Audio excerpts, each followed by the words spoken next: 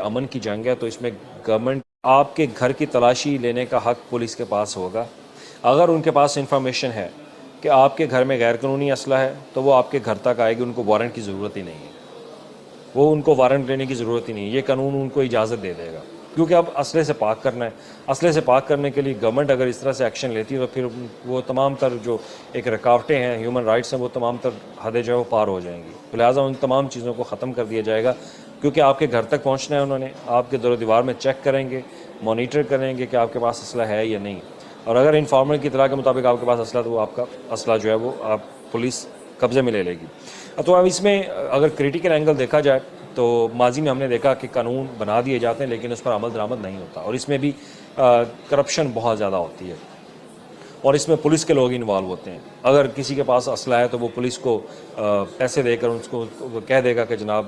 مجھے آپ نے بچانا ہے، سیو کرنا ہے، ایسی چیزیں بھی سامنے آتی ہیں۔ بعض اوقات پولیس خود انوالو ہو جاتی ہے، حالانکہ پولیس کو پتہ ضرور ہوتا ہے کہ کس شخص کے پاس اسلحہ ہے، کیونکہ سب سے پہلے تو سیاسی لیڈر کے بعد ان لوگوں تک پہنچا جائے گا جن کی سیاسی لڑائیاں ہیں، جن کی محلے کے اندر لڑائی ہے، ان تک پہنچا جائے گا۔ کرمنلز کا ریکارڈ ان کے پاس آلریڈی موجود ہے، ان کرمنلز تک جو ہے وہ پہنچا جائے گا۔ اور اس کے بعد آپ کے اگر گاؤں میں رہتے ہیں، کسی پنڈ میں رہتے ہیں، تو پنڈ میں بھی زیادہ تر یہ نمائشی کلچر ہوتا ہے کہ وہاں پہ آپ نے اسلحہ جو ہے وہ رکھا ہوتا ہے۔